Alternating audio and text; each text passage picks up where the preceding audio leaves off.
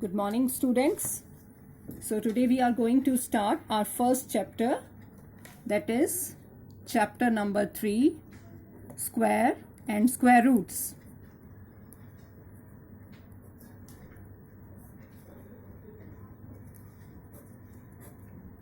So let us start with the concept of square and how to calculate it. Let us first see what do we mean by square of a number and how we write it. Suppose I want to find the square of 5. So I will write it like this, 5 square. That means 5 multiplied by 5 and the result is 25. So to find the square of a number, what we do is we multiply the number by itself. Suppose let us take one more number, 15. We want to find the square of 15. So what do? To find the square, first we write it like this. We raise the number by the power of 2. So power 2 means square. So to find the square of 15, what I am going to do is I am going to multiply the number by itself. That means 15 multiplied by 15 and the result is 225. So to find the square of a number, we multiply the number by itself. Now let us take a negative number. Suppose my number is -3 and I want to find the square of -3. So what should I do? First I will write it like this, -3 raised to the power 2. Then to find the square, I will multiply -3 by -3 and the answer is +9. So to see that whenever we multiply a negative number by a negative number, the sign is a positive number. How? This we know that whenever we multiply a negative number by a negative number, the product is always become a positive number. So by that we can say that square of a negative number will be a positive number. This is true for every negative number. That means whenever we are finding the square of any negative number, the result will be a positive number. Now let us take a decimal number. Suppose I want to find the square of 1.2. Square of 1.2. So I will write it like this, 1.2 square. To find the square, what do? We multiply the number by itself. So I am going to multiply 1.2 by 1.2. To find the square, what will we do? Suppose first I forget the sign of decimal. So what I am going to multiply? Simply 12 by 12. 12 into 12, the result is 144. But my number is a decimal number. So its product should also contain decimal. Now the question arises, where should we place the decimal? For that, see here, the number, the square of which we are finding, the number C. From the right hand side, how many digits after how many digits do we have the decimal? Here we can see that after one digit we are having the decimal. So double the number of digits for putting the sign of decimal here. I mean, if I have decimal after one digit from here, then decimal will come double of 1. Double of 1 means 2. From 2 digits from the right hand side. Leave 2 digits from the right hand side. 1, 2. So decimal will come here. Okay. Let me take one more example. Suppose I want to find the square of 0.04. I want to find the square of 0.04. So for finding the square, what should I do? I should multiply 0.04 by 0.04. 4 fours are, I know, the result will be 16. Now, in 0.04, first I will see how many digits are we leaving from the right hand side to place the decimal here. 1, 2. That means after 2 digits, we are having the decimal sign. So in the product, double of 2. Double of 2 means 4. So here I have to leave 4 digits from the right hand side to place the decimal. So 1, 2. I am having only 2 digits. So what should I do? I will place 2 more zeros here to make the digits 4. 1, 2, 3, 4. And now I will place the decimal here. And then 1 more 0 here to write it in the standard form. So the square of 0.04 will be 0.0016. So this is what we should know about the square of a number. First thing, how should we write the square of a number? It is always written as raised to the power 2. Next thing, how should we find the square? Multiply the number by itself. Third thing, what is the square of a negative number? The square of a negative number will always be a positive number. Then, how should we place the decimal while squaring a number? The decimal is to be placed double the number of digits from the original number, leaving double the digits from the right hand side as we have in the number. For example, if in the number we have decimal 1 digit from the right hand side, so in the product we will place the decimal 2 digits from the right hand side. And if we have decimal 2 digits from the right hand side, we will leave the number of digits 4, that is twice of 2. So 1, 2, 3, 4 decimal will be placed here. Now I am moving on to the next concept, which is square root. For understanding the concept of square root, I am taking an example. What is the square of 4? We know that the square of 4 is 16. We all know that square of 4 is 16. 4 into 4 is 16. Now see, if I want to find the square root of 16, this is just the reverse process. Square root is just the reverse of square. In square, we are finding the square of a number multiplying by itself. In square root, we will see the number is the square of which number. Here, 4 square is 16. Now let me tell you the sign of square root also. This is called the radical sign or the root sign, and this is the sign of square root. So suppose I want to find the square root of 16. So what should I see? I should see 16 is the square of which number? 16 is the square of which number? We know that 16 is the square of 4. So the square root of 16 will be 4. Once again I am repeating, just to understand that square root is just the reverse of square. In square, we are finding the square of a number by multiplying the number itself. In square root, we will see that this number is the square of which number? Here, 16 is the square of 4. So the square root of 16 will be 4. I can write it like this also. 16 is equal to 4 into 4. So the square root of 16 will be 4. In the same way, let us find the square root of some more numbers. Suppose my number is 36 and I want to find the square root of 36. So what should I do? I will see 36 is the square of which number? 36 is the square of 6. So I can write it like this, 6 into 6. So the square root of 36 is 6. Next is 1.21. Suppose I want to find the square root of 1.21. So what should I do? I will see 121 is the square of which number? 121 is the square of 11. But I should also see about placing the decimal. Here I am having decimal 2 digits from the right hand side. So here I will place it 1 digit from the right hand side. So 1.1 into 1.1. That means the square root of 1.21 will be 1.1. So this is the square root concept. So square root is, we have to see the number is the square of which number, that will tell us the square root of that number. Now I am moving on to the next concept, which is perfect square.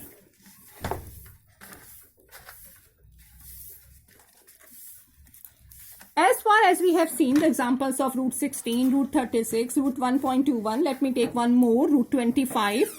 Now we will see for finding the square root of 25, we will see 25 is the square of which number? 25 is the square of 5. So the square root of 25 is 5.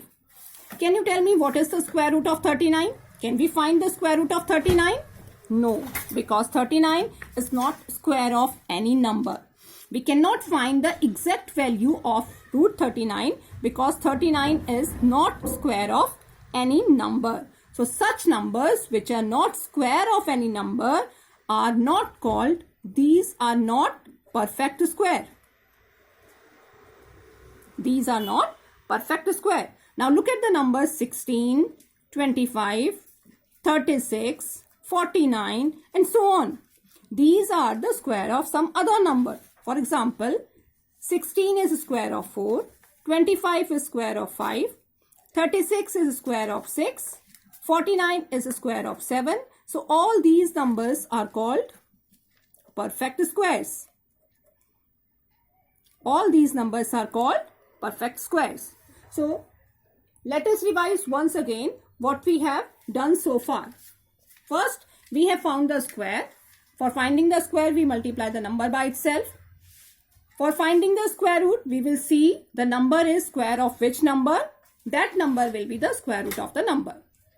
For perfect square, we will see whether the number is square of any other number or not. If the number is square of other number, then it is a perfect square, otherwise not. Okay. Suppose we want to check whether perfect square or not. I want to check whether a number is perfect square or not. So what should I do? Suppose I have a number. Question is whether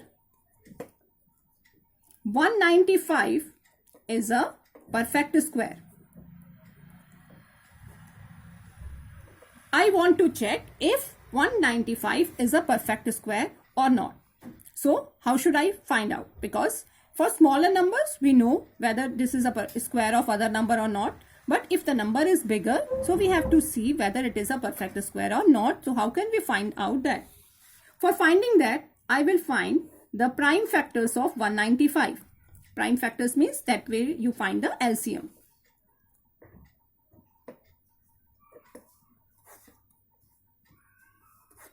So these are the prime factors of 195. 195 is equal to 5 into 3 into 13. As you can see here, no number is in pair. Pair means two numbers. Like we have 16 square, so we have 4 into 4, that is a pair. For 25, we have 5 into 5, that is again a pair. For 49, we have 7 into 7, again a pair. But here, as you can see, 195 can be written as 5 into 3 into 13. No number is in pair. So 195 is not a perfect square.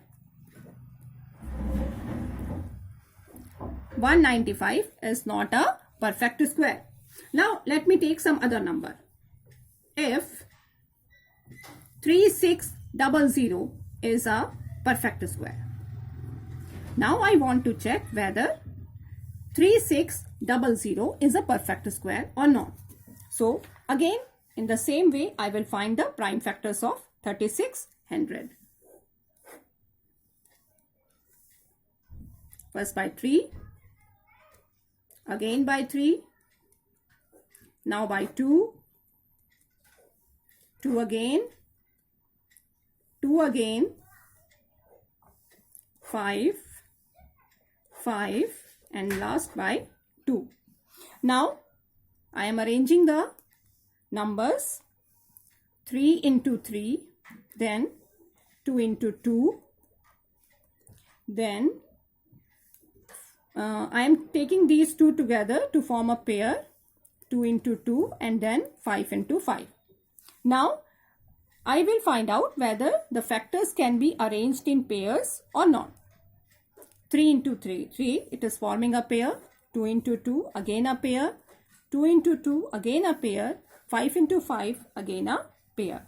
So all the numbers can be arranged in pairs. So we can say that 3600 is a perfect square.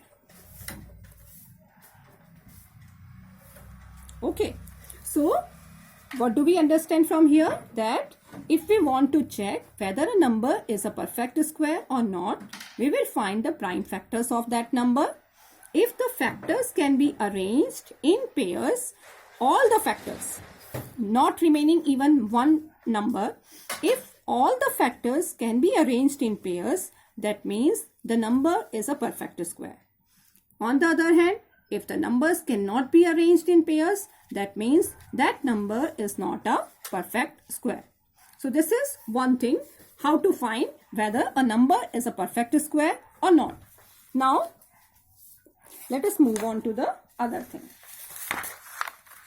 Next is, because the chapter is based on square root, so we should know how to find the square root. How to find square root. Basically, there are three methods to find square root. One is repeated subtraction method, other is prime factorization method, and the third is long division method. Repeated subtraction method is not in your syllabus, so we will concentrate on two methods. First is prime factorization method, and the other one is long division method. So these two methods we will concentrate in this chapter, prime factorization method and long division method. So first we will start with prime factorization method.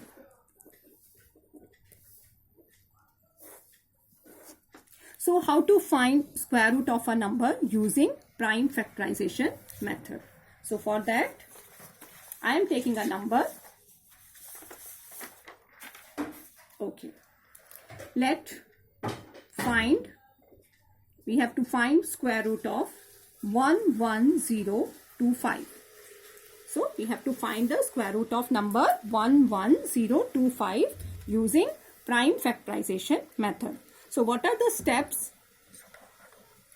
What are the steps to find the prime factorization of 11025? So finding the square root, we will find the prime, because as the name suggests, prime factorization method. So again in this method, we will find the prime factors of the number. So find the prime factors of the number 11025. First by 5, again by 5, then by 3,